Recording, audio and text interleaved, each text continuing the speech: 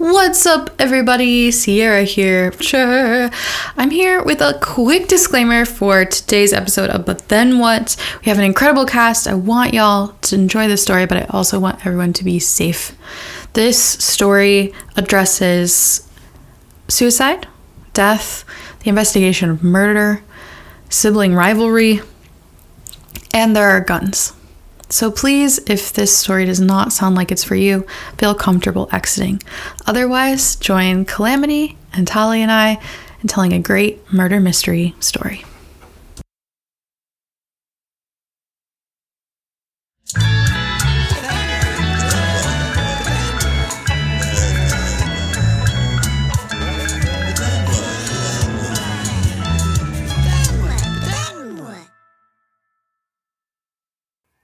What's up? Welcome everyone to But Then What?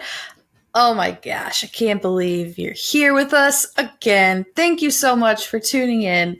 I'm really excited that you've decided to be here because I have two amazing co-hosts for this show.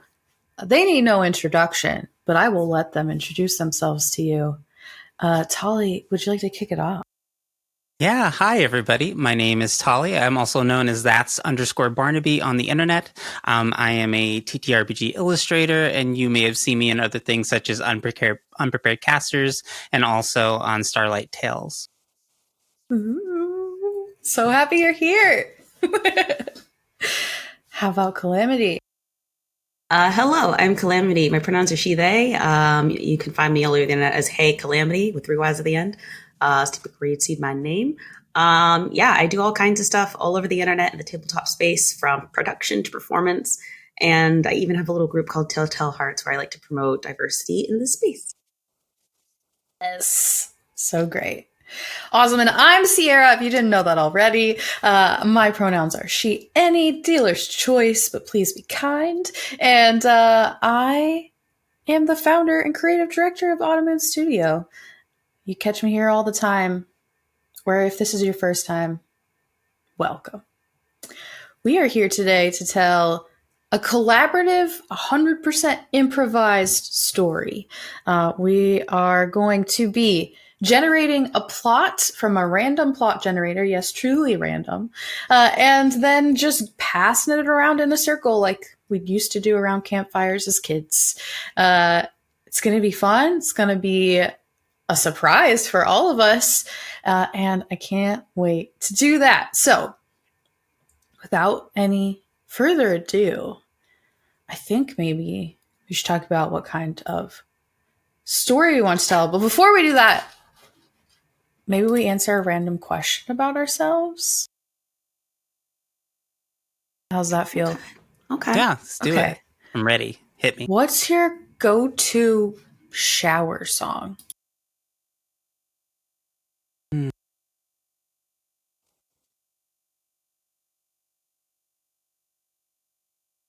That's so hard. I know, right? It's got to be a power ballad. Oh.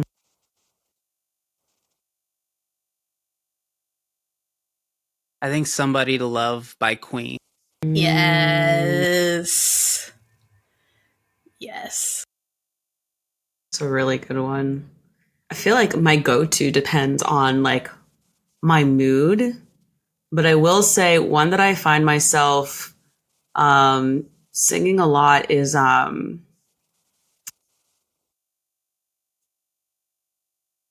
my goodness, the name just left me.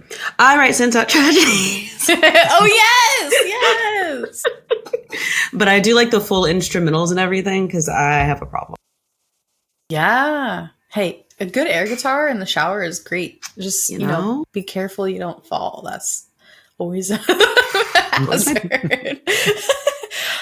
For me, I have been singing the same song every day of my life. Rob, that's not true, but most days of my life since I was like 3, because my grandmother, fun fact, is a professional blues and jazz singer. Oh. So she taught me Mean to Me, which is an old jazz standard, classically performed by Ella Fitzgerald. And it's literally just like, mean to me. Why are you so mean to me? Why do you want to see me so sad? And so she literally taught it to me so that I would sing it to people when they were mad at me and they wouldn't be mad. That's cute. And it's fun, and it's like my default like empty brain build it out in the shower song. Nice. Yeah.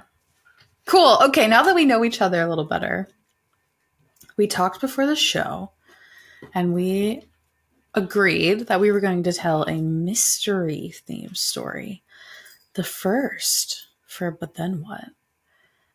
So as I generate our random protagonist, secondary character, and plot hook, or starting plot point, we are thinking about this from the lens of we're telling a mystery story. So I'm going to click the magic button.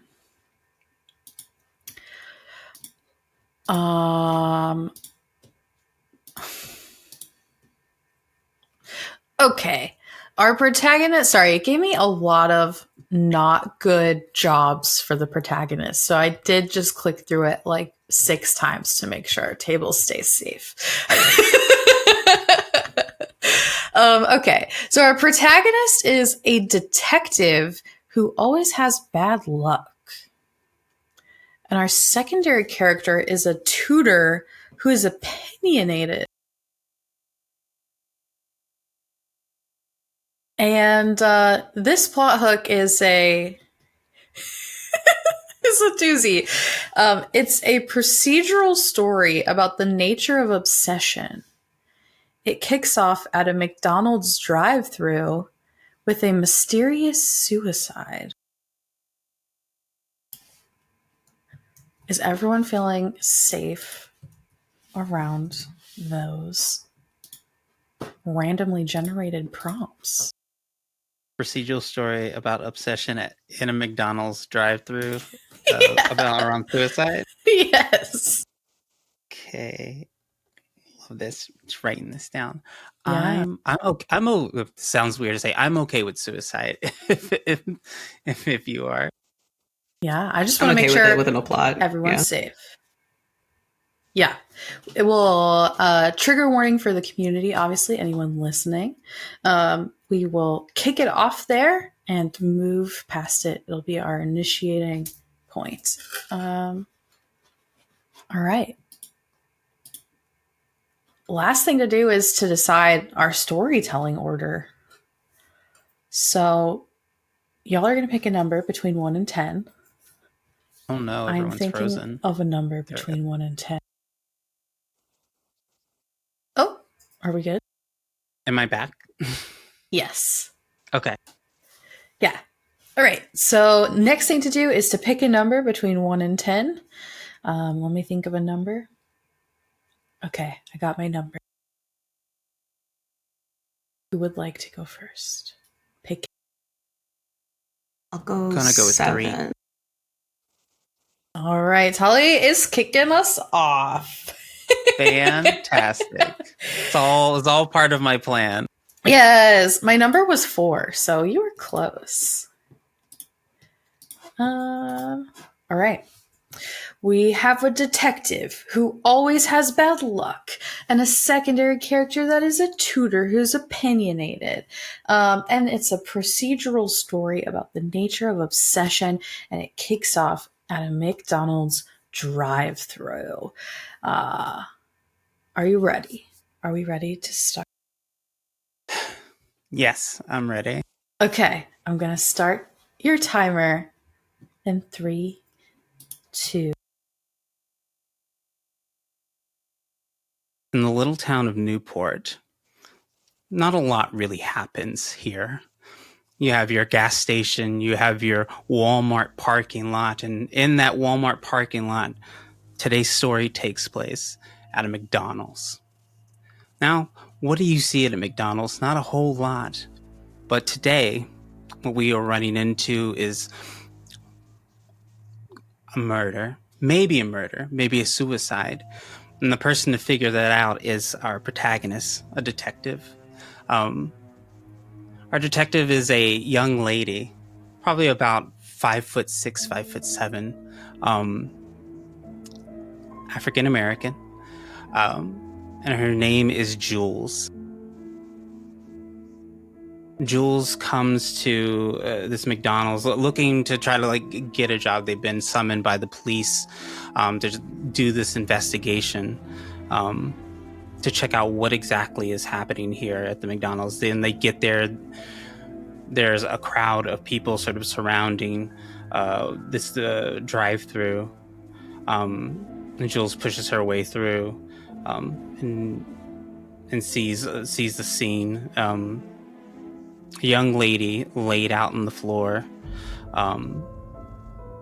It looks as though she has taken her own life. There's a gun in her hand and a bullet wound through the bottom of her chin.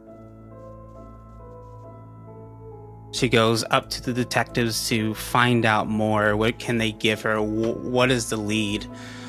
Jules goes and she talks to a familiar face, a detective known as Lieutenant Lewis. So what do we got? I think it's a pretty open and shut case here. It's suicide. Why would she kill herself in the parking lot of a McDonald's? Jules, I don't know. People do all kinds of strange things all the time. Maybe she didn't like her life. I mean, she was eating a McDonald's, shit. Do you mind if I check it out? Be my guess. Jules makes her way over to check out the scene and looks at the crime scene. As she's kind of poring over it, she notices that that she's holding the gun with her left hand, but there is powder on the right hand, suggesting that maybe she didn't shoot with her left hand. She instead shot with her right. Why would she change hands? What does that mean? She also notices there are bruises around her neck. Then what? The bruise on her chin where the gun was pointed distracts Jules as she bends down a little closer, inspecting. There are many officers holding a perimeter around the scene, redirecting traffic. And it's not long before Jules notices over with Private Noodles a woman who seems distraught. She has big square glasses in a black frame, very pale skin, looks to be in her early 20s, with academic dress, a college student perhaps, or a tutor, is covered in a heavy police blanket, crying, and keeps raising her voice a little while talking to this private. Jules catches the edge of the tone of her voice. You don't understand. There was someone ran. I saw them. I saw someone running. I promise you. I think something happened here. Please listen to me. And Jules looks at Lieutenant Lewis. Open and shut, huh? You're gonna believe someone who was sitting across the room with an obstructed view, seeing someone run out of McDonald's parking lot? There were tons of people here. People in cars. Skateboarders like to skate in the parking lot. There's a nice railing over there. Could have been nothing. Was probably nothing. Right. It was probably... She walks over to Private Noodles, and this young woman taps Noodles on the shoulder. It's all right, Noodles, I got this one. Stop calling me that. So he stands up and walks away, heading back to the scene. Jules sits next to this woman. Long day? Yeah, you could say that. It's not every day something like this happens in your life, you know? I I can't believe it. How do you do this job? It's not easy, but it's important. It's got to be done. But then what? And then what?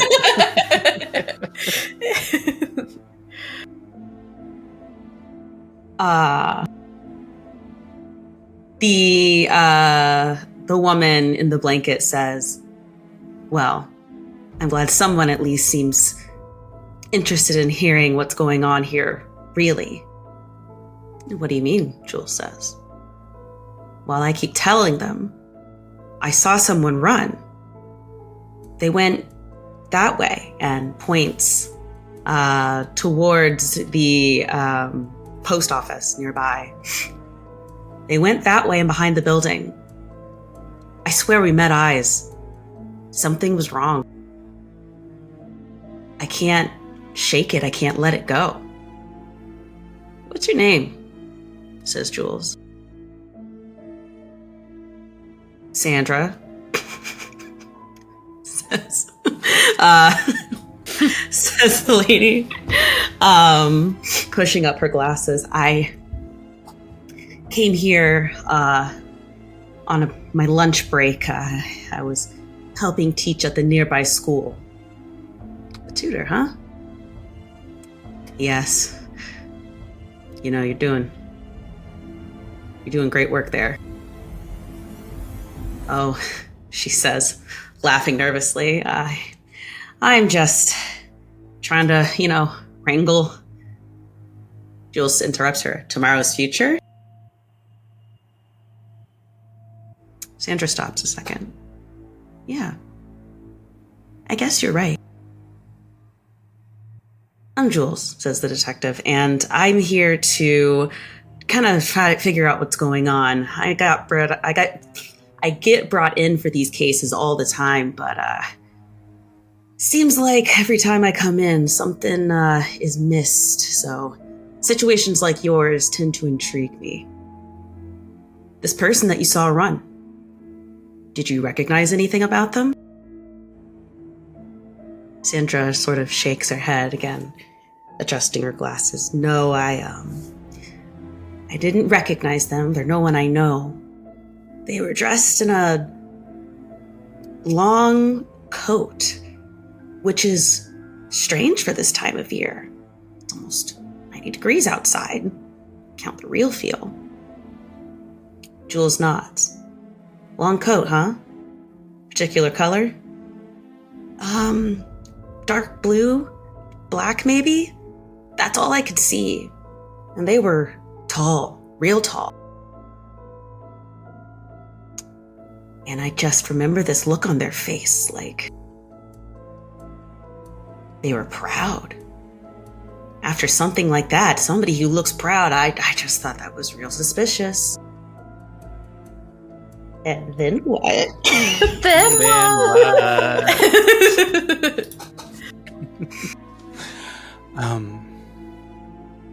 Jules turns to Sandra and says, "You should go home. You shouldn't come with me. I'm going to figure out what happened here. But just to recap, it's a man or a woman, I guess, or I don't know. Someone wearing a dark blue coat that's tall, and they had a proud look on their face. It's probably going to get a lot more dangerous from here." Sandra says, I want to see this. I want to go with you so that I can identify who it is. Jules is like, it's a person it's a tall person in a blue coat. I feel like I'll figure it out. And she's like, well, I just want to go. Seeing that woman in the state that she was in, I think I need it for my own closure. Jules says, well, you're a grown woman. You can come if you want. Turns around, trips over the curve, kind of stands up, cleans herself off, looks a little embarrassed, and just starts speed walking towards the post office. As she rounds the corner and goes around towards the back of the post office, following where Sandra had pointed them out, She's looking around. It looks like someone has broken open the back gate to the post office. She kind of hushes Sandra, and she pulls out her gun. Sandra's like, "Why are you pulling out a gun?" Jules is like, "What if he's dangerous? They just killed a person. Shut up and just follow me." They go into this parking lot where there's just a bunch of mail trucks, staying quiet, kind of ducking in between, kind of listening to see if someone's there. She rounds the corner. She says out loud, "I know you're back here. Just come out. Give up." As she says that, she hears a gunshot. She turns, sees this person in the tall blue coat, and they take off running. They hop over the fence with Jules in pursuit. As Jules gets over, her pant leg gets caught, and her pants get pulled off. There's a moment of embarrassment as she grabs him and picks up her gun. Sandra comes behind her and says, "You're not very good at this, are you?" She's Jules is like, "I'm just having a bad day. It's not usually like this. I'm usually a lot more professional." Sandra hands her something. She's like, "I found this over that they dropped. I wonder what it is, so maybe you can take a look at it." She hands it to Jules, and Jules kind of looks it over. And then what? She looks it over, pulling her pants back on awkwardly, kind of doing the hop. She didn't wear her flashy intimates to work today, so feeling a little embarrassed. She takes the item from Sandra. Why was there a gunshot before they ran? What were they shooting at? Sandra looks around. I think that they probably would have been shooting at us, right? I mean, in my opinion, that's what someone like this would do, right? They already killed someone. Why not kill more people? That's just what happens, right? Especially if you're under pursuit. And Sandra just keeps blabbing. It seems almost like a trauma or panic response at this point as Jules continues to look at this artifact that Sandra has handed her. It is a small paper boat on fancy origami paper. It's green with gilded gold leaf in a swirling pattern ingrained into the pulp. And as she slowly puts on gloves and begins to unfold it delicately, she sees written inside the hull of this paper boat a 6-letter code. AFDGBK.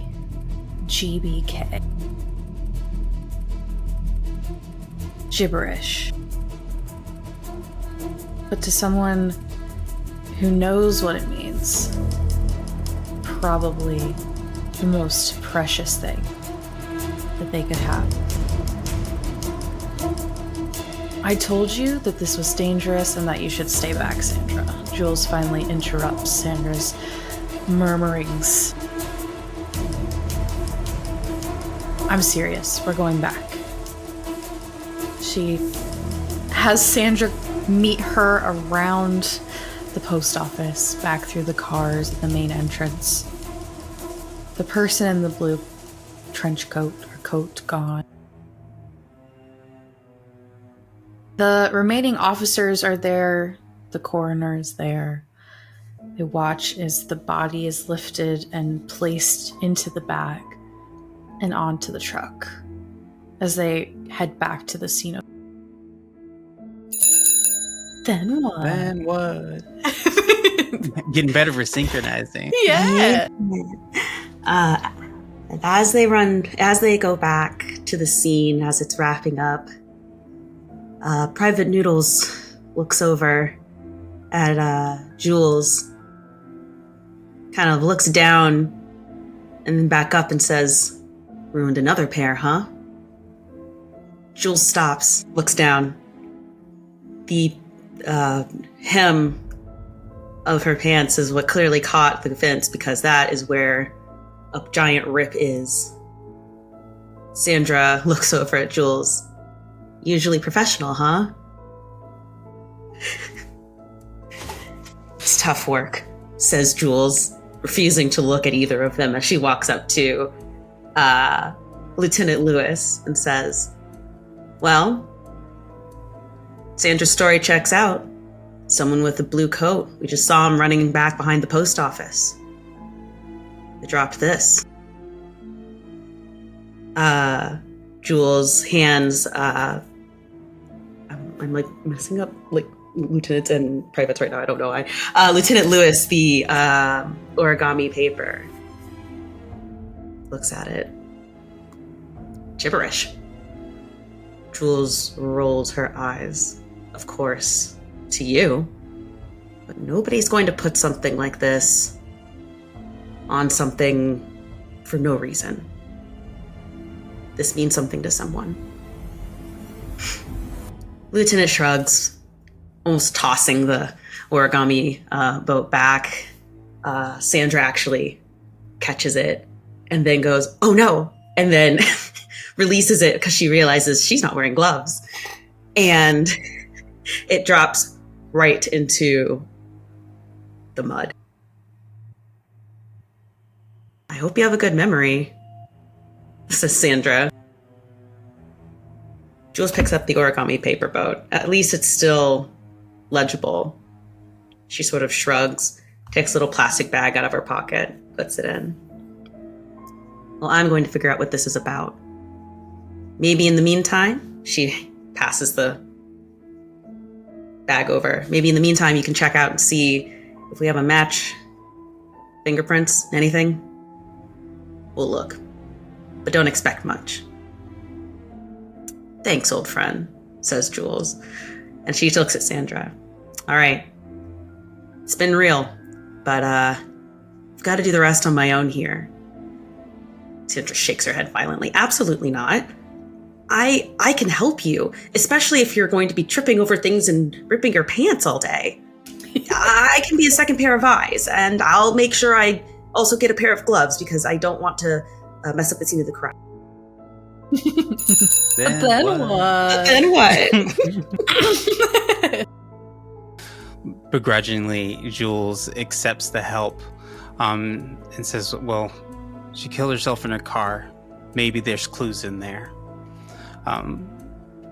She hands Sandra a pair of gloves and says, "You start in the back, I'll start in the front." Jules and the car has been cleared out of the body, and there's blood spatter on the wall. It's a real gruesome scene. This car is messy, insanely messy. There's like piles of like empty tumblers in the back seat. There's newspapers, stacks of stuff all over the place. Sandra is looking in the back, and Jules is looking in the front. Jules doesn't see anything that is out of the ordinary. Turns back to Sandra. "Find anything?" Sandra's like, "Yeah. Somebody's cut out a bunch of letters in these newspapers." Jules is like, "Give me that." Looks it over, kind of looking over what they have there, looking at the newspaper, noticing that the same letters are cut out: A, F, D, G, B, and K.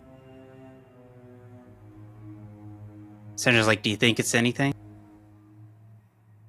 "I think we found our first clue." "Why all these newspapers?" Looking around, seeing if anything looks out of the ordinary, and they do find something out of the ordinary kind of tucked away in the back seat. There is a key to the lockbox. It looks brand new. It seems really out of place compared to everything else here. Kind of looking it over, Jules is familiar with the logo that's on this key. This is for Big Money Bank. Looks up at Sandra. I guess we're going to the bank to make a little withdrawal. They go around, and Sandra's like, "So, what are we riding in? Do you have a car?" Jules kind of, "No, I don't have a car." "How did you get here?" "I took the bus." And Jules is like, "You took the bus? What kind of detective takes the bus?" "A socially conscious one, Sandra." Yes! Socially conscious one. So they stand at the bus stop, Sandra being like, "I can't believe this." And she's like, "Well, where's your car?" "I walked here from across the way." "What's your excuse?" "I just told you I'm socially conscious. You know how much emissions come." Yes! I love it. I told you I'm socially conscious. We're getting on the bus. It's better for the planet. It's better for the community. Let's go. They get on the bus. Jules takes the window seat inside. Sandra takes the aisle, making pleasant conversation with everyone around. So, do you take the bus often? Is this your, like, everyday experience? I've never been on the... Well, that's a lie. My mom made me get on the bus once when we went uptown for a show, but that was just so that we didn't have to pay for parking. But did you see what's happening? Someone, there was a murder. And everyone on the bus just, like, looks at this woman like, what? Half of them with their headphones in still, just seeing someone with their mouth moving, not paying attention. And of course, there's the teenage boys with their skateboards at the back of the bus, coming en route from the skate park back home after school. Jules takes the opportunity, Sandra distracted, to stare out the window, looking out of this town, Newport. She chooses to live here, chooses to be here, chooses this job, and doesn't resent it at all. Some days the city seems grimmer than others. This is one of those days. The bus continues over the bumpy streets, not paved properly due to the lack of people socially consciously taking the bus and investing in the infrastructure of the city. Sorry, you got me on a soapbox now at this point.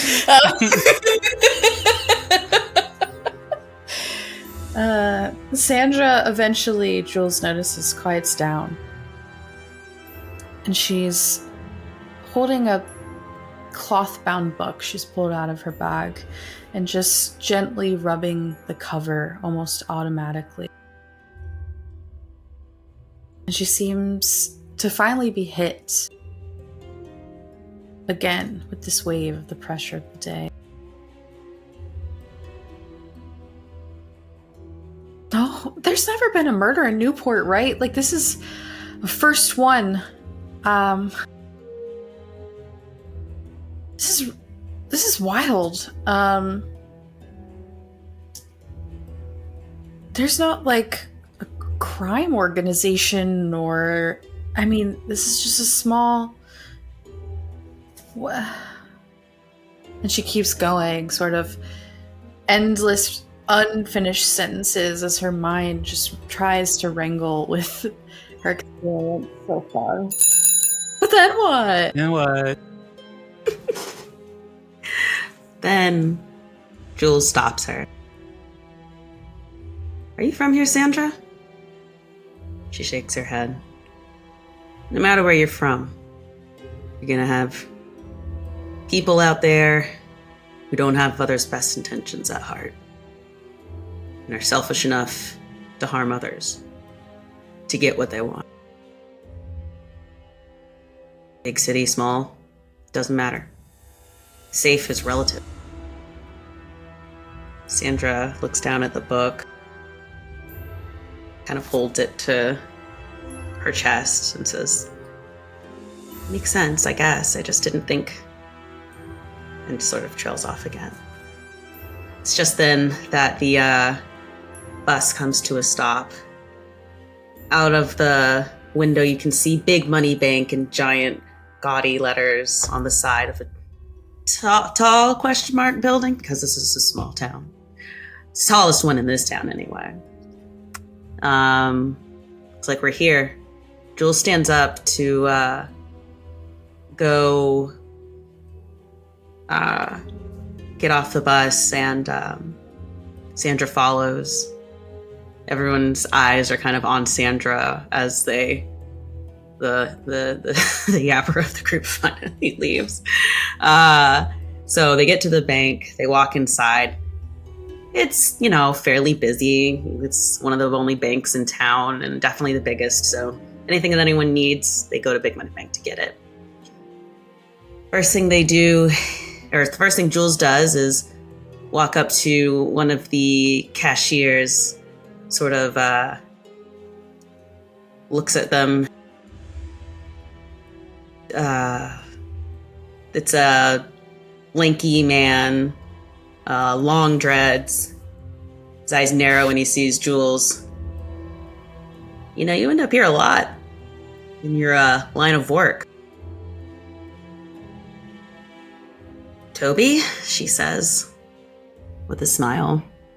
"It's forced. I needed your help. This key. Do you recognize it?" Sandra has been holding on to the key and kind of lifts it up. Toby leans forward, looking at it, leans back. "I might recognize it. It's a very common key around here. What's it from?" "I can't tell you that right now, but I really need you to help us figure out what Block Boxes goes to. It's pretty important business." "But then what?" Then what? Toby leads them towards the back. Jules has been here several times. She knows her way around the bank. She solved a couple issues with some bank robberies in the past. Some successful, some unsuccessful. They're led into the vault where there's just walls, just a huge wall full of these lock boxes. Toby looks over the key, looks at the number, and says, "Okay, give me a second." Goes and takes the key, pulls out the lockbox, and puts it on the table, and it kind of stands over the side. Jules kind of looks over at him. "Do you mind? A little privacy?" "It's not your lockbox," Jules. She's like, "Fine." So she opens it up, and inside there's a stack of papers. She kind of begins looking over the stack of papers, trying to see what is this. First thing she notices are that there are 2 birth certificates in here.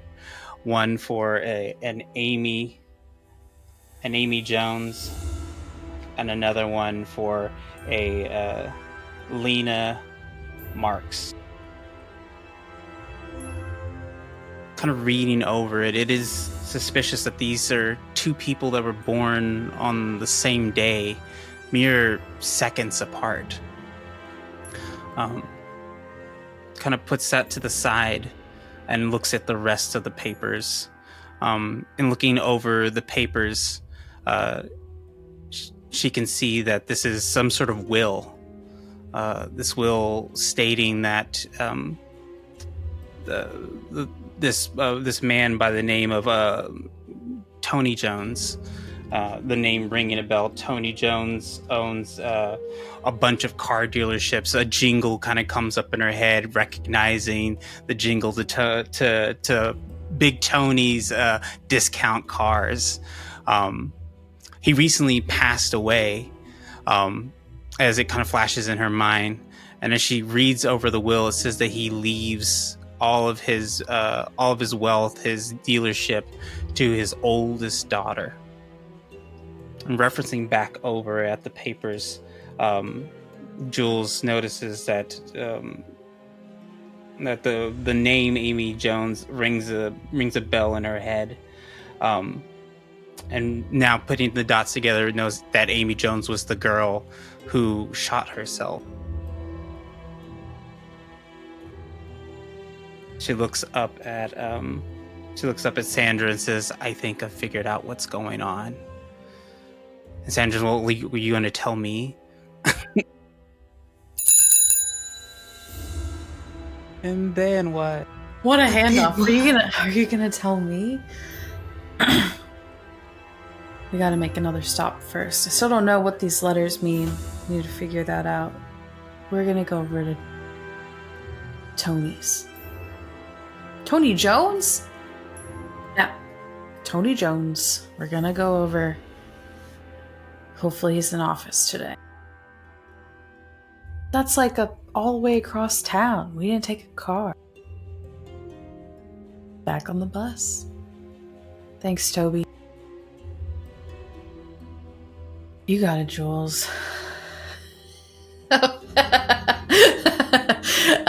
As heading into the bus and ride it across town. The same diverse groups of people all sharing this public transit together. They get to Tony Jones, Big Tony's discount cars, and they get out. Sandra just looks at Jules.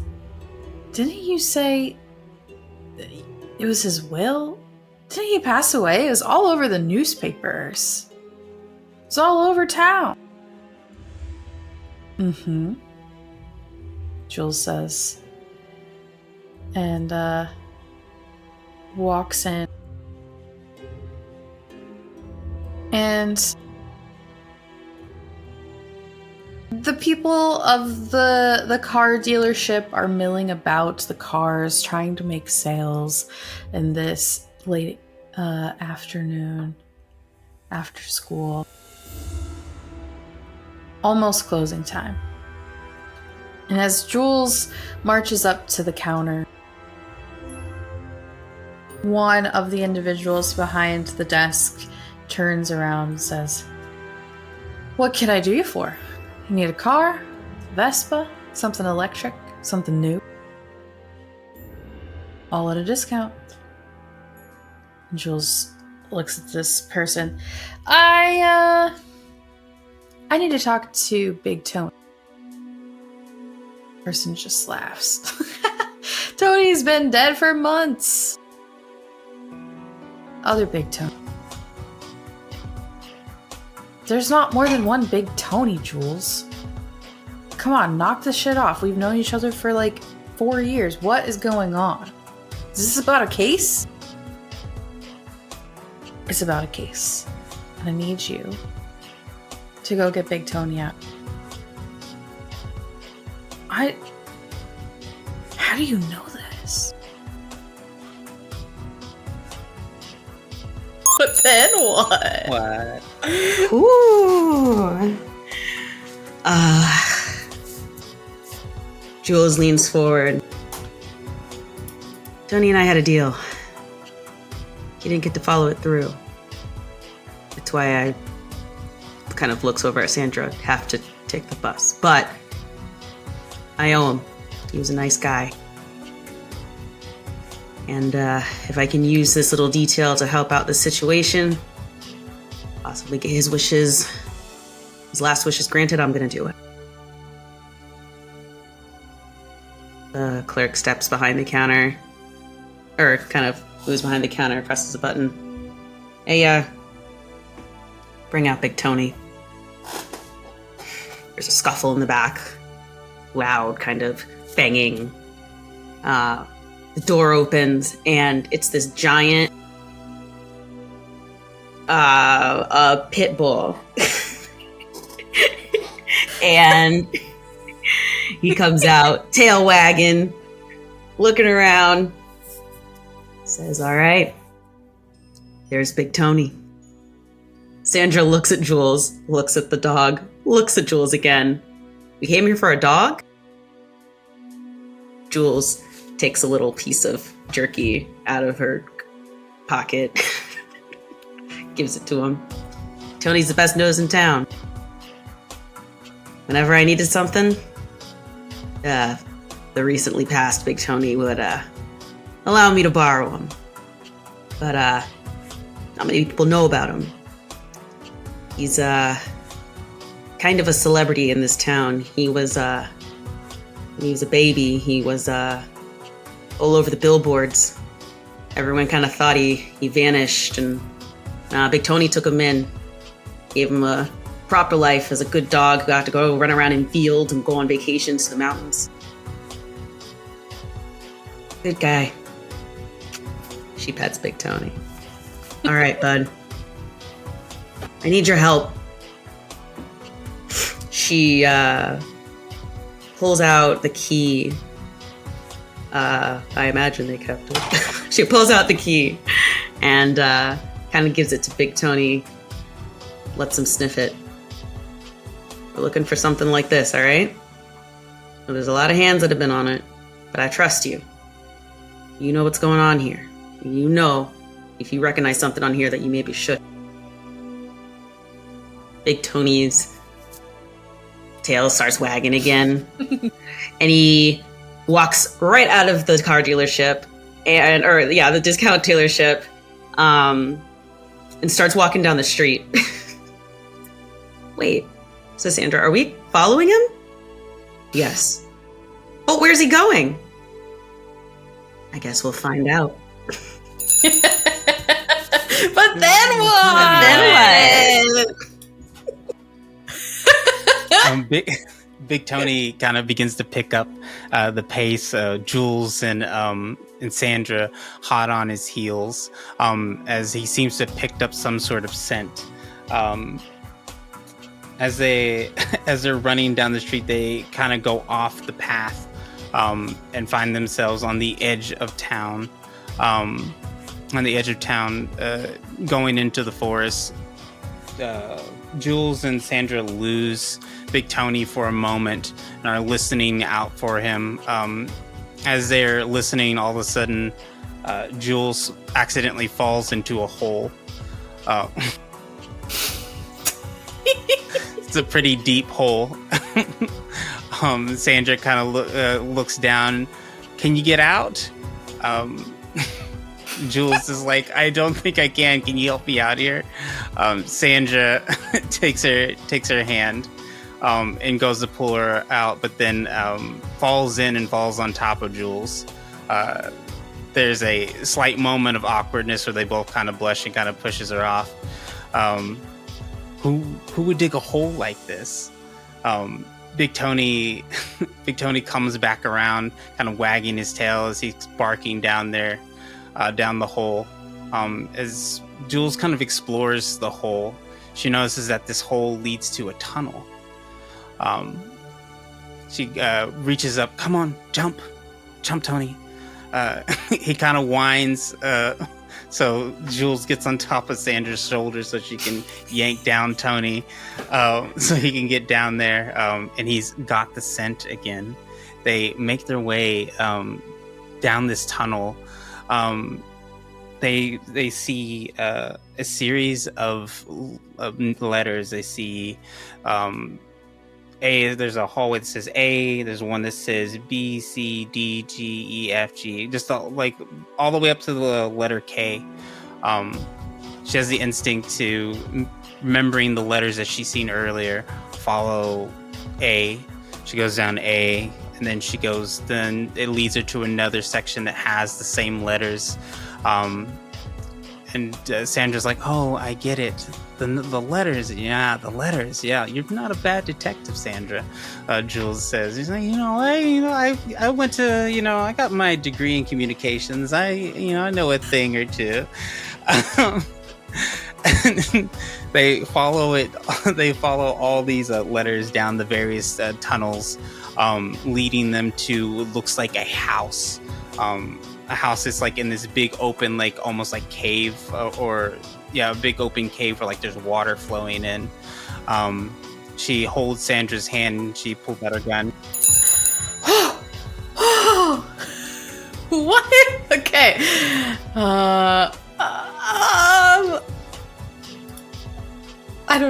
I'm stumped. Okay. She pulls out her gun, holds it close. Stay behind me, she says to Sandra. Big Tony starts barking more and more and more as they look down into this tunnel. They are close to the water's edge now here. The salt water is filling their nose, and they can hear the hit of wave on rock right next to where they are in the tunnels as they head in.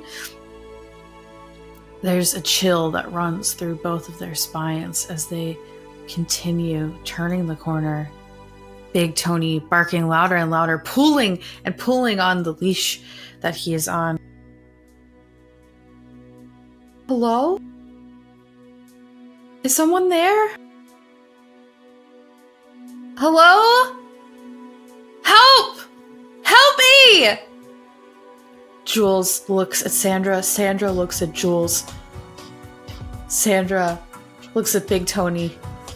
No fucking way.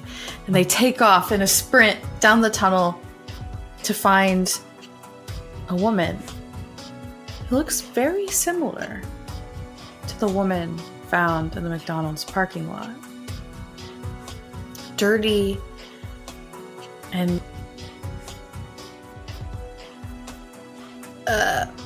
has bags under her eyes.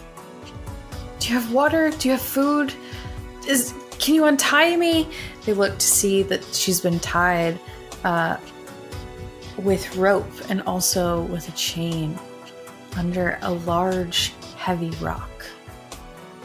Who could lift a rock like that? How did they get you down here? As the two women begin to free this new person. Who are you?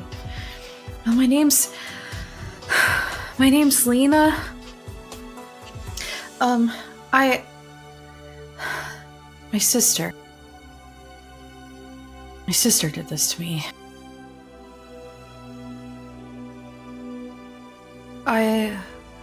Do you have water? You don't. I'm sorry. But we can get some.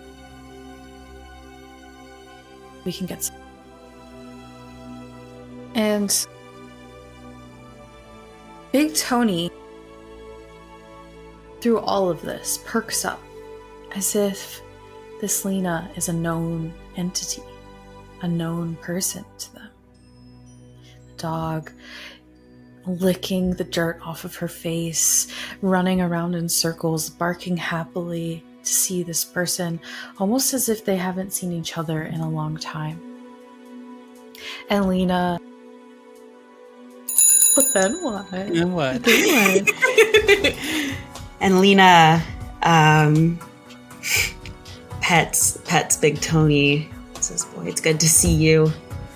Looks at Jules and Sandra. "You as well. How did you find me?" Jules nods to Big Tony. "I didn't. That guy did.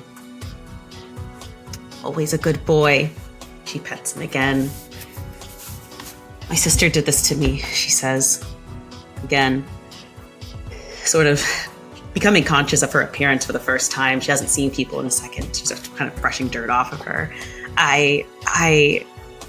This whole thing is wild. I thought we had an agreement. I thought that, everything was okay. And then for this to happen, slow down, says Jules. Let's maybe get you out of here first, and then we can maybe work on figuring out your story. All right, but just be careful, because if Amy knows that you found me... Jules and Sandra look at each other. "Oh no," says Lena. "What happened?" "I think you'd better come with us." It takes a bit for them to get back through the tunnels and out of the hole, and with Lena's help now, they are able to all get out. And they find the nearest bus stop, go to a nearby, I don't know if we're allowed to say brand, so Jenny's. Go to a nearby Jenny's, order, Lena gets a bunch of pancakes and like 2 things of orange juice and a bunch of waters and just starts inhaling all of it as soon as she gets it. Whoa, slow down there. We need you awake. You're gonna fall right asleep after that. Sorry, says Lena, sort of breathing and taking a break. Where to start? Well, this all started, of course, with my father. I didn't know he was my father, though. Familiar with Big Tony? Looks at the dog who is in the booth sitting next to her because they let him in. Yeah. Well, I learned a couple months before he passed that he's actually my father. He'd always kind of helped my mother and I never understood why, but he told me not long before that apparently I was his daughter. But, well, there was an issue with me being part of the family. Oh? What was that? And then what? Oh man, you gave me such a good starting place. Lena kind of pushes the pancakes to the side. The issue was that my father, Big Tony, wrote me into the will. A lot of people weren't happy about that. And I told him I didn't even want the money. I do okay. I just, wanted a relationship with my dad. As she's sort of talking and telling more about like the end days that she spent with her father, Jules is looking her up and down and kind of stops her and says, "Can you stand up for a minute?" As she stands up, Jules makes note that she is, for a woman, fairly tall. And she is kind of mulling it over. She thinks about the cadaver and the body that she's seen. The body of Amy Jones was not this tall. If they're twins, it reasons that they're not the same height, be similar heights. Jules kind of looks her over. Sandra says, "Well, what are we doing here?" Jules says, I think that there's more to this than we know. In a way, it kind of was a suicide. She kind of smiles, and Sandra's like, "What the hell does that mean, Jules?" She's like, "Look at her. She's very tall. The clues say that she is a twin. They should be similar heights. Do you remember the body?" And Sandra's like, "How can I forget it? She's like 5'11". The person you've seen," she kind of grabs her and you decide, how tall were they? If you were to make a guesstimate, I don't know. Maybe 6 foot, 6'1". And the body, when we seen the body leave out of there, how tall was the body if you looked at it? And the light bulb kind of goes off in her head. She was like 5'6". She turns over to Lena and says, "What hand do you write with? What hand do you do things with?" She says, I'm left-handed." Like, "I think I know who's done this. We just have to catch them. And I think I know how to catch them." And then like looks off into the distance, and Sandra's like, "What are you doing?"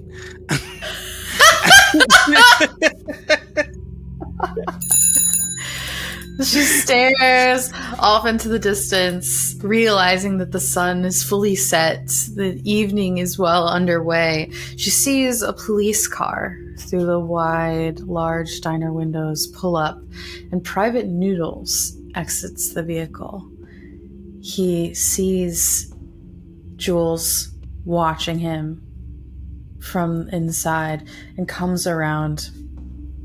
The bell on the diner door rings as he moves towards their booth, and Big Tony starts growling under his breath. Private Noodles, I told you to stop calling me that. My last name is Nathaniels. Nathaniels, not Noodles. What do you want, Noodles? Who's that? As he looks across the booth at Lena. Don't worry about it. What do you want, Noodles?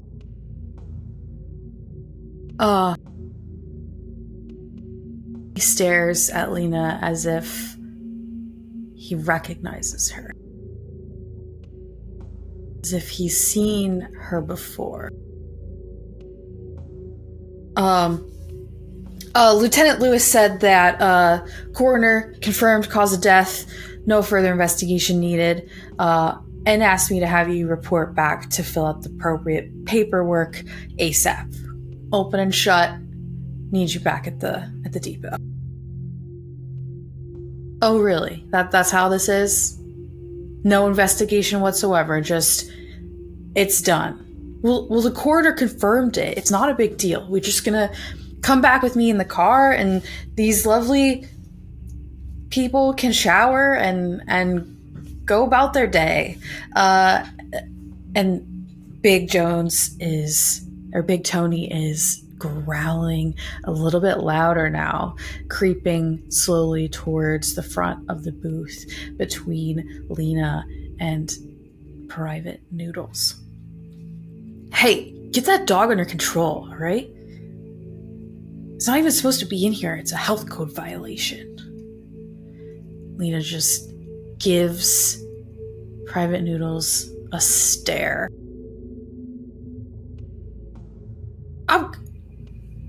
You're supposed to come back with me. And he looks towards Jules kind of helplessly. You're supposed to come back. I'm gonna be in trouble if you don't come back with me. And Jules just gets a little more comfy, sits cross-legged in the booth, looks over at Private Noodles. What are you gonna do about it? But then what? Sorry, I hit my hand. Okay. Oh no! I'm really glad my mic was muted. I definitely swore. I mean, not that it matters, but okay. So, what are you gonna do about it? Noodle sort of rocks on his heels and shuffles a bit and well, I'm gonna call Lieutenant is what I'm gonna do. So you'd better come with me or you're gonna have to talk to him. Please, put it on speaker, says Jules. Want some pancakes? Lena actually kind of moves a plate towards them. Because there's so many. No, I don't. Let me just make a call. And he shuffles out of the room. Sandra tilts her head as Private Noodles walks off. Says, something didn't feel right about that. Jules raises an eyebrow, sort of sitting back in the booth and looks at her. Why? Why do you say that? Well, says Sandra, I don't know, something about the timing was weird, and the fact that, they got this whole origami thing and they didn't even mention it. They just said it's an open shut case and, nothing had to, they didn't even bring it up again. Like, why wouldn't they at least confirm what went on with that? And did you see how he was looking at Lena? I think he knows something. Jules nods her head slowly. You really would make a good detective.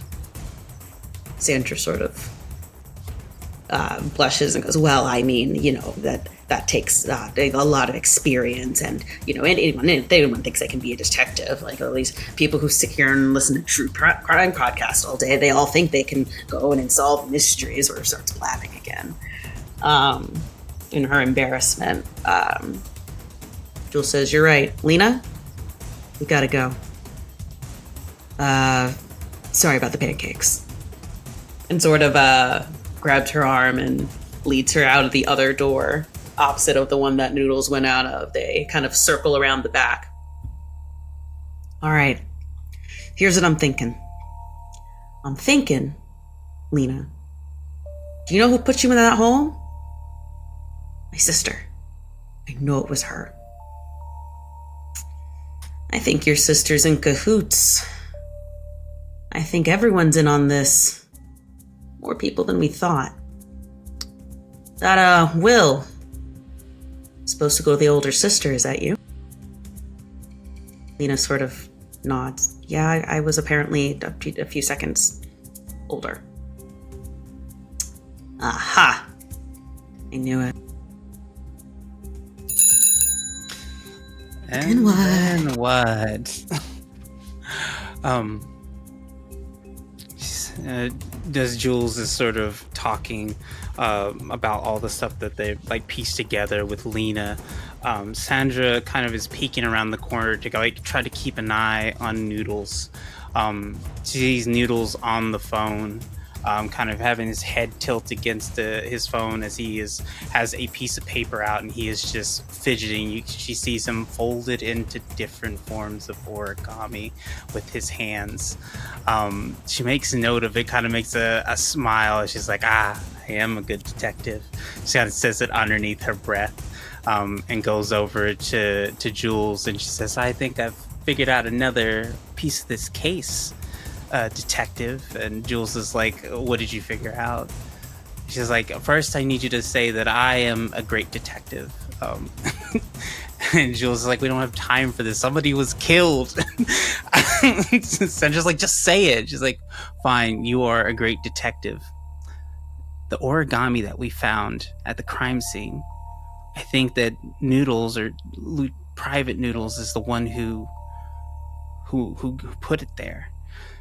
I seen him around the corner. He's folding origami. And he was the person who last had the evidence, so he obviously wouldn't want anyone to see it. If they fingerprint that, then they'll know that he did it. Jules is like, oh, I'm impressed. This is pretty good. What are we going to do about Noodles? I don't know how deep this goes. How are Noodles and Amy tied together? Are, what's up with that house that was down there? Lena, we have to get you somewhere safe. We're gonna go back to my place, and we're gonna figure this out. As they go around the corner, trying to sneak past Noodle, just as they're about to like leave and like escape freely, poor Jules trips over her shoelaces and falls, screams real loud, "Fuck!" And then Nathan says, "Hey!" Jules is like, "Fuck again!" and they take off running. But Noodles has a car and gets in his car and is chasing after them. Jules is like, we gotta find somewhere. We gotta find some way to get out of this.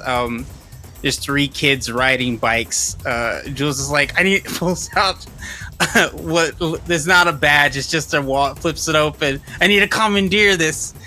and the 3 of them get on bikes and begin riding off towards Jules's house. But then what? They're riding as fast as they can. Lena struggling to keep up in her very full pancake belly / haven't had food in a couple of days state. And she starts calling out to the other 2 women. Hey, guys, this is really hard, okay? Can we just, how much farther? As Private Noodles is trying to follow them through the zigzag of alleys and backyards and through school parking lots as they continue their trek across town. Finally, Lena is unable to continue. They aren't quite able to make it to Jules's house. It's about another 4 blocks away as Lena just falls over on the bike in a grassy area, the moon shining high above them. Noodle's car comes to a slow halt next to them. You know what I'm gonna do, Jules? You're gonna regret this. You're gonna regret taking this case and ever calling me Noodles! As he pulls out a taser and points it toward her. Jules just looks at him. They don't trust you with a gun, huh? Shoots the taser at her. As she falls to the ground, it hits her, the prongs inserting into her chest. The tase happening. Sandra, looking around, what the fuck is happening? Runs towards the car, wrestles the taser through the window out of Noodle's hand, happens to grab the upper part of his right arm. As she does so, she feels a patch of cloth and he cries out in pain. Ah! And drops the taser on his own. She grabs it, pulls it out of the window, releasing the trigger that forces the electrical voltage to head into the person that they're tasing. At this point, she's moving towards Jules as Private Noodles opens the door, takes off his overshirt for his uniform, and you see gauze and bandages wrapped around his forearm. Blood is soaking them at this point. Fuck! Fuck! As they move forward, Sandra sees this as another opportunity. Lena is no longer under the weight of the bike. She can't see where she has gone, and she... Then what? And then she runs up and pokes Private Noodles in the arm. His injury is.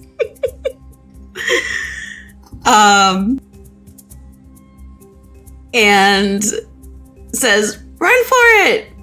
And manages in a rush of adrenaline to like scoop up Lena and like kind of like put her on her back and help oh my goodness, Jules up, who has just been tased. But Jules went through training. She's fine. She knows how to take this. And all together, they make it the next 4 blocks to Jules's house. Now, Jules lives in a nice little 2-bedroom. Rented, actually. It's one of the bedrooms is her office, and it's just full of string and newspapers, and you know, it's like something that jumped out of the TV. But that is Jules's life. She lives and breathes her work. Her kitchen has plates and dishes that are all clean. But then Sandra also notices that there's not a lot of food in the fridge. And when she looks in the freezer, it is stock full of frozen meals. Oh, okay. Everything all right? Yeah, Sandra says. Do you have, water? Of course. And Jules goes into the pantry and pulls out a thing of Gatorade and puts it on the table. No, I said water. Yeah, that's more hydrating than water, so you should just have that. That'll be better for her, right? Okay. Sandra does hand it to Lena, who is kind of like sitting and recovering in one of the chairs at the table, and says, "So what are we gonna do now? I'm pretty sure Noodles knows where you live. Like, you're from here. And Lena can't go very far, and we need to figure out how deep this goes." Jules nods. Yeah, it's hard to know who to trust right now. Wait a second. Where's Big Tony? Just then, they hear like a little scratching at the door. Because I'm not forgetting the dog. And opens it. Big Tony comes trotting in and sits right on the couch like he owns the place. All right, we got to make a plan. We got to figure out who all's involved and how to catch him. And then what? So Sandra, Jules, and Lena kind of sit around a table, kind of passing around this glass of water and this Gatorade, and begin to formulate a plan. Jules asks Lena, "How well did you know Amy? Were you all close? Had you ever met her before?" Lena says, "We'd met a couple of times. She seemed nice enough. I never took her for the type to, resort to, all this." Jules says, "Did she have any places that she liked? Do you have anything I can go off of?" Lena kind of ponders and thinks for a minute. She's like, I remember that she was obsessed with the local sports team, the Newport Nets. She seems like the kind of gal to go over to probably go to the stadium. We could check there. I mean, that's all I got. I think if we can find her, we can maybe get a confession out of her. Find out who. I don't know. We'll be able to figure out how deep this is, especially if the cops are involved. And Sandra's like, "Okay, so we're going to go to the stadium, and we're just going to look for a tall woman in a blue coat." And just like, "Do you have a better idea?" Sandra's like, "No, I just wanted to make sure I understood the plan correctly. Maybe we don't take the bus this time. Maybe we take an Uber or something. Since time is of the essence, Jules." Jules kind of squints her eyes. "Fine, but I'm not paying." And Sandra's like, "I assumed you were broke." They leave Lena there, and Jules says, "You and Tony stay here. Tony, keep an eye on Lena. Make sure nothing happens to her. The doors are locked. If you need to, there's a bunker underneath here." Kind of reaches up underneath the table, and Sandra's like, "What kind of crazy person has a bunker underneath their place?" "A prepared one, that's who." So they call up an Uber and take the Uber over, not really talking a whole lot on the way there. Jules is just kind of like muttering underneath her breath as they show up to Newport Stadium, home of the Newport Mets. They have to get tickets to go inside. Jules kind of looks over at Sandra. She rolls her eyes. "Fine," and she pays for both of them to get in. She pays for both of them to get into the game. She makes good money tutoring. She does the tutoring on the side just to help support her trust fund as she leads them into the stadium. Explains the communications degree.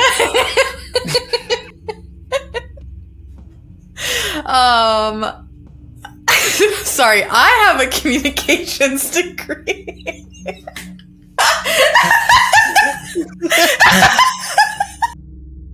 It's like, just to clarify, this is coming from experience. I don't have a trust fund. That we know of. Something you want to tell us? I seen my turn. Calamity, what's gonna happen as they enter this basketball? I can't pull myself together. This basketball stadium. Yeah, they go into the basketball stadium, and as they're sort of walking by, in the front, there's a bunch of trophies and such, and pictures. And as they're going by, Sandra sort of stops and looks over at a picture and sees one with a man who's like shaking hands with who she recognizes as the coach of the the nets. And the mascot's there, and it's just a guy with like a net over his face and it has like big eyes on it, and everyone hates the mascot, but they couldn't really think of how else to represent a net. So Sandra says, "Hey, is that Big Tony?" And Jules kind of moves closer and looks at the picture, and sure enough, there's Big Tony shaking hands with the coach. And next to him, the team is holding a giant certificate. And it says, Big Tony's Newport Nets. Wait, Big Tony owns the Nets? Jules shrugs. I never knew that. It's nothing he ever talked about, nothing he ever advertised.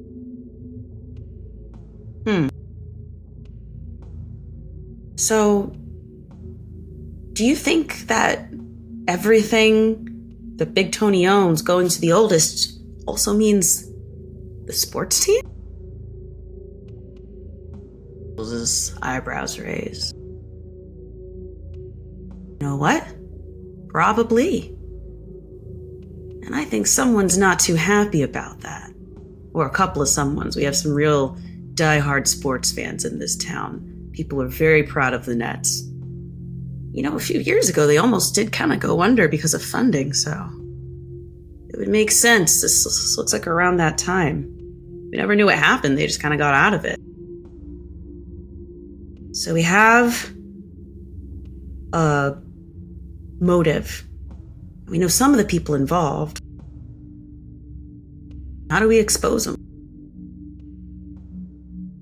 Jules sort of leans back against the wall, folding their arms. Well, I've got an idea, but you're not gonna like it. All right, just what's the idea? It involves Lena. Sandra sort of squints and her eyes widen. Oh. But then what? They call Jules's house and tell Lena to meet them here at the stadium. Jules turns to Sandra. I hope you know what you're doing, detective. Sandra's like, I've got this, don't worry. So Lena gets there, and Lena's a little confused about why they're there. Sandra's like, listen, what we're gonna do is we're gonna have you pose as Amy, and come here to accept by getting the nets. That'll force her to come out of cover, and then when she's out of cover, we can get a confession out of her. Lena's like, feels like a pretty good plan. But what if she tries to shoot me? She's like, we'll throw Jules in the way. And Jules is like, don't throw me in the way. I don't want to get shot. Sandra's like, I wouldn't do that to you. You would do that to yourself. You have terrible luck, Jules. Sandra's like, okay. So what does Amy look like? Do you both have the same hair and everything? She says, we look pretty much the same, except my hair is a little bit shorter. Sandra's like, come with me. We're going to go to the bathroom. So they go into the bathroom, and Sandra has been carrying around this big bag with her, and she digs into this one of those teacher tote bags, reaches in and pulls out some Fisker scissors. And Lean's like, what are you doing? We're going to cut your hair. With those? Don't worry. I know what I'm doing. She grabs a whole chunk and just slowly cuts through it.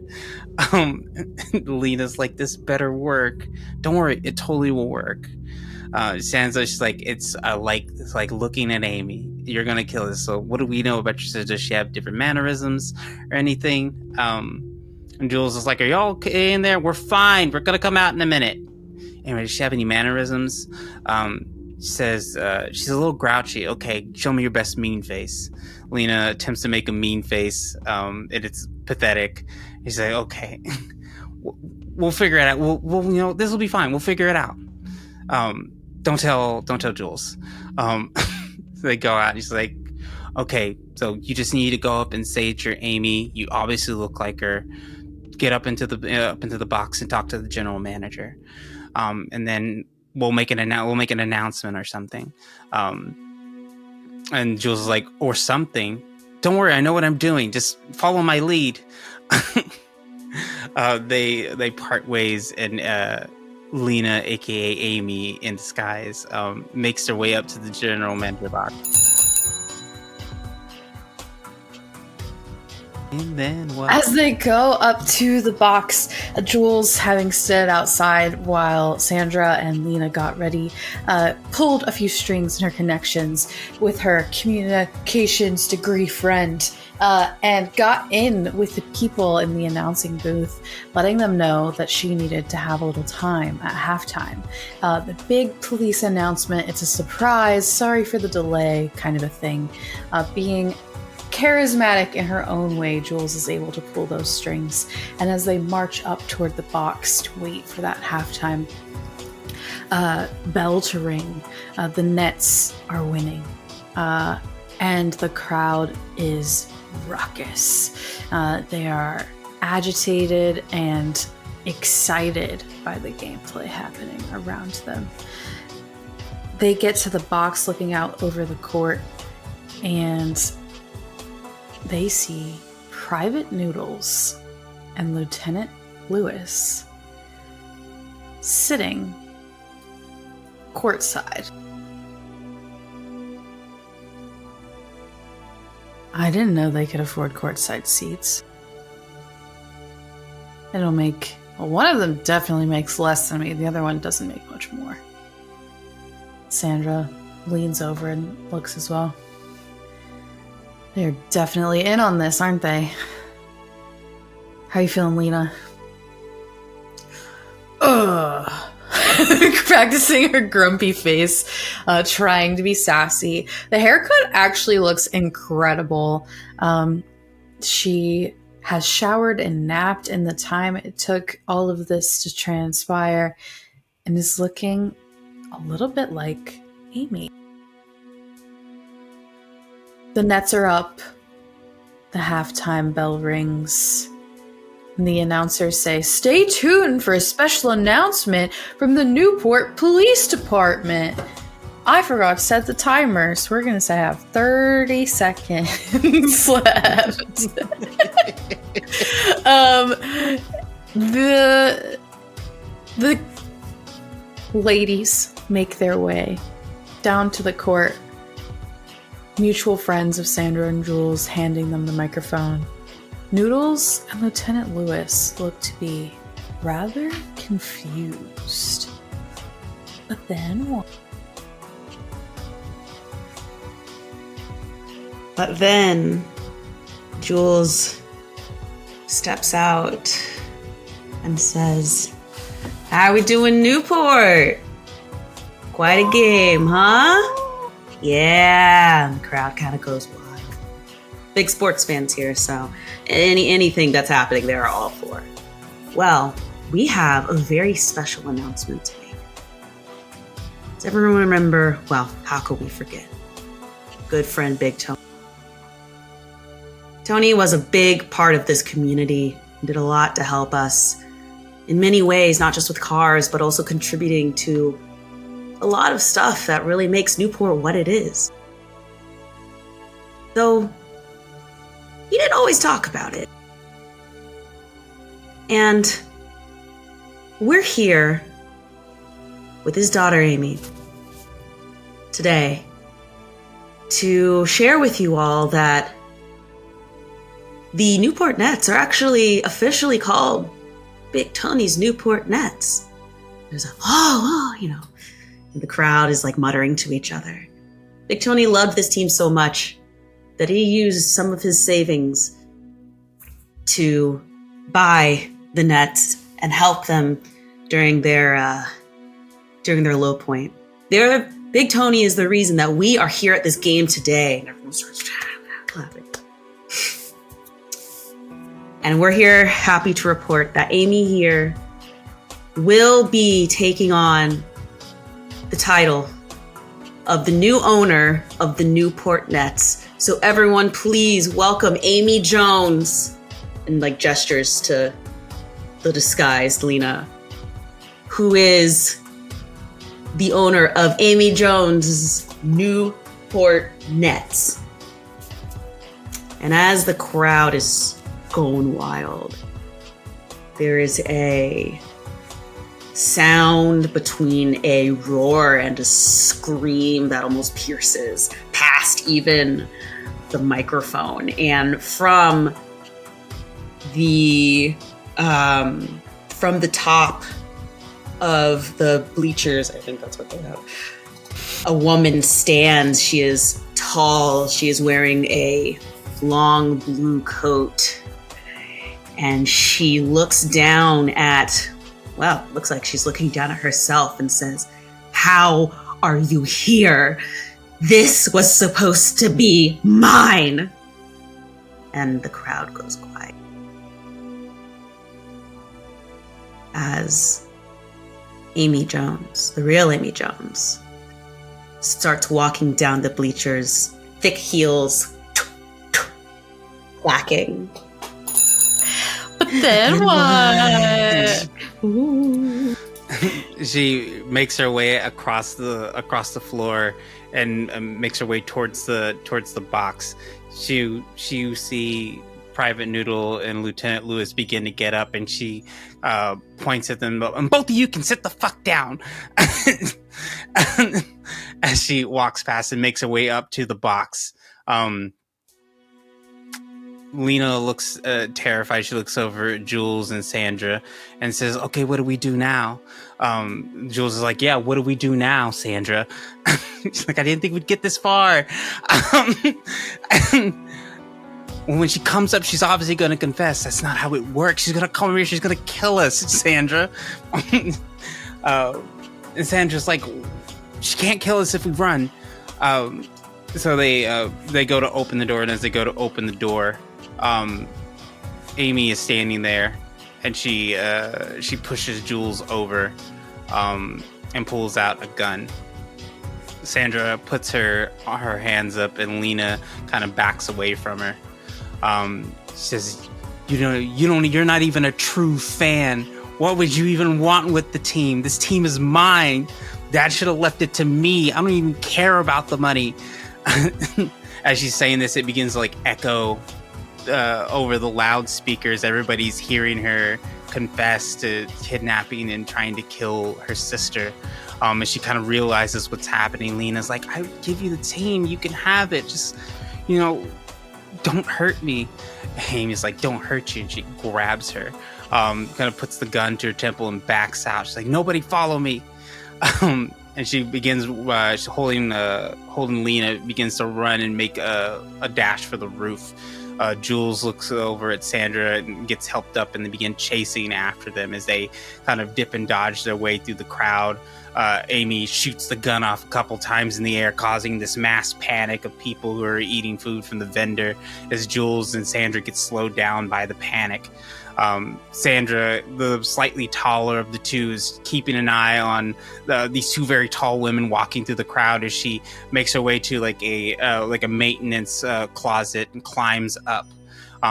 After a bit of chase, they both manage to get there and get to the top. Now at the top,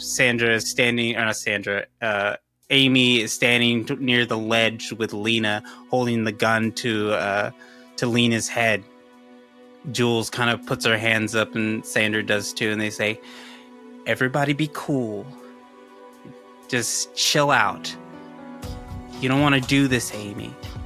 And Amy's like, "You put me in this position. Why couldn't she just stay dead? I was going to take her place. I was going to take the money, and I was going to own the Nets. Why wouldn't he just..."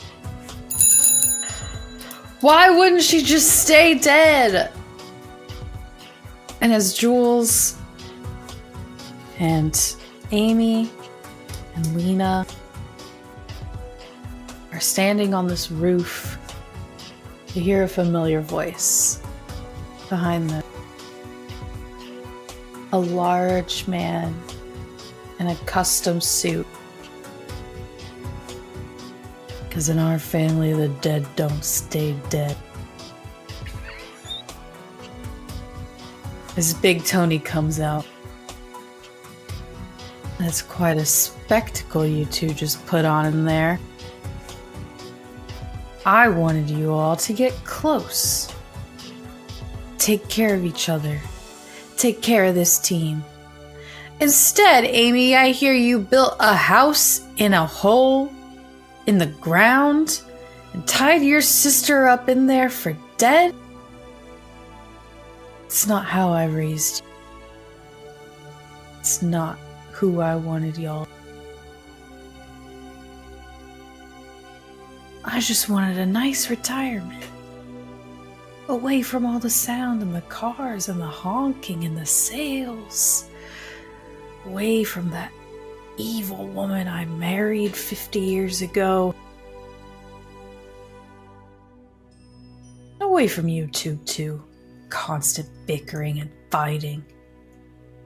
Can't you just love each other? So what, you weren't raised in the same home? Put down the gun. I know what happened at that McDonald's was an accident. Or was it a frame job? Did you learn from the best? And Amy, slowly, while this is happening, loosens her grip on the gun. It slides down the temple of Lena, who's breathing heavily and hard. A strong wind of sea air, the salt catching in everyone's nose, hits the top of the roof of the ceiling, the moon still shining bright in the sky. Jules and Sandra standing between the Jones and Mark's family.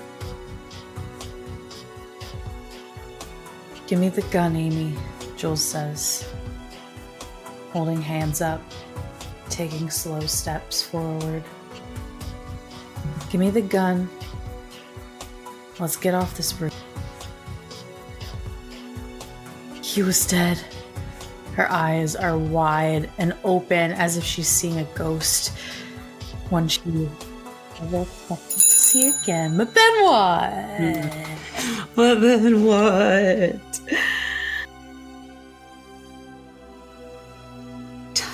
Big Tony shakes his head.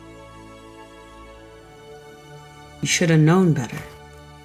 Should have known better to accept it and stay out of it. But no, he had to get greedy. Amy falls to her knees and breaks down into tears. She's not even a real fan. She doesn't even know who the first coach was. And looks at her sister and says, "Do you?" Lena, who has sort of scooted away at this point because there is not a gun pointed to her head, says, Was it Neil Rogers? Oh.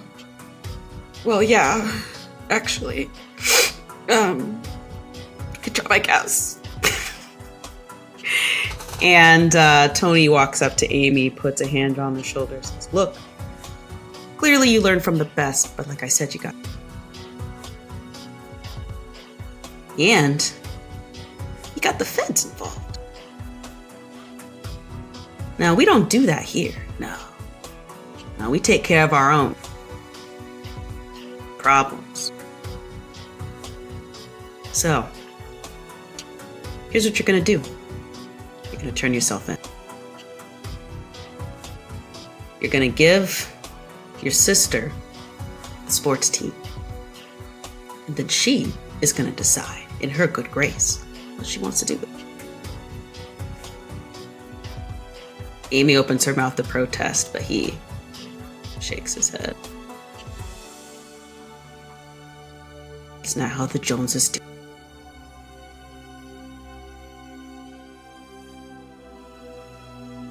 There's a moment of silence, and Sandra goes,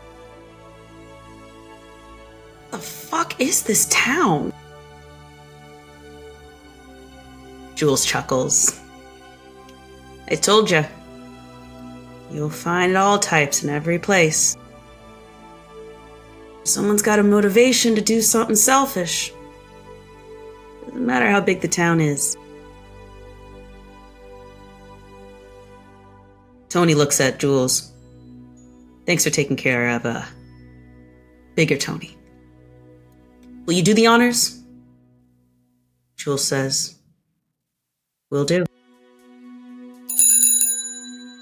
But then what? But then what?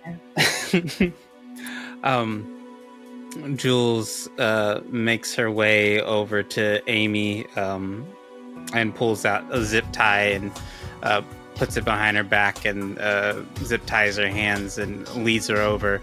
Looks over to Sandra and hands her the zip tie. She's like, "Cuff him." Tony looks over. "Wait, what are you cuffing me for? You faked your death. That's a federal crime. You're going to jail too." He looks so dumbfounded. "Do you know who I am? I'm Big Tony. I'll be out by the end of the day."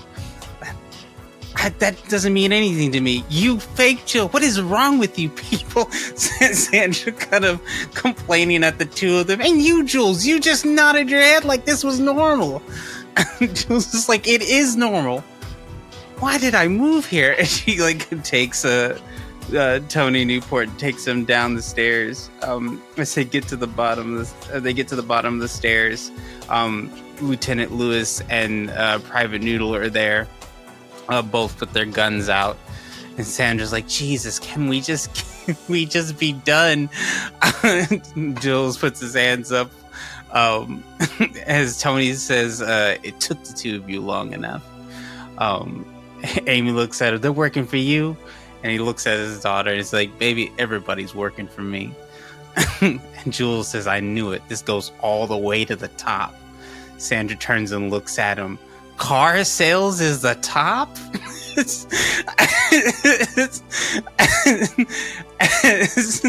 as a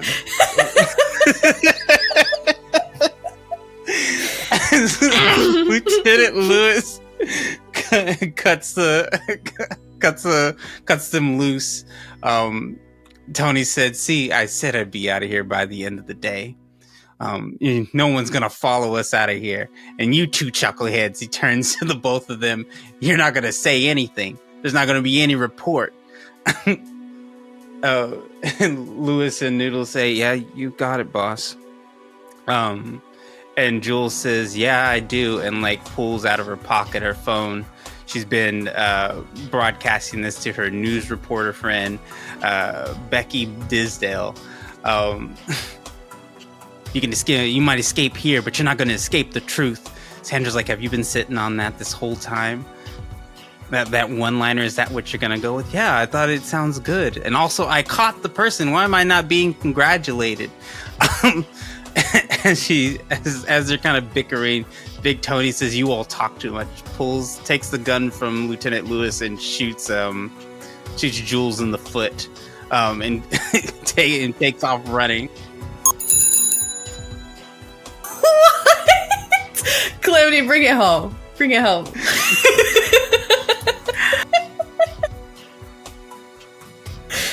Alright, takes off running. Wow. He said, the Joneses never really die," as he runs off into the night. Steals a bike from a kid and disappears into the evening. Jules, who is clearly in pain, goes, "Yep, bike theft is one of our biggest crimes here. It's a problem. For some reason, we really just need to get better. Oh gosh, ow, this hurts." Sandra gives a long, exasperated sigh. "All right, look, I don't know what's going to happen with gestures to everything with all of this, but everyone's exposed.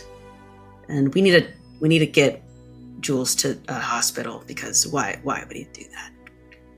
Jules says, no, it's fine. It's, I should have seen it coming. I only get one a day. One a day? What do you mean? One win. If that makes sense. I was really hoping that was it. And it was, so case closed. Oh, I'm a little dizzy. Okay, let's head out. The ambulance is called. A few hours later, Jules lucked out. The injury's actually not as bad. Big Tony did the whole thing in a hurry, so it'll take a month or so to heal up, but at the end of the day, Jules will be fine. And they're in the hospital room.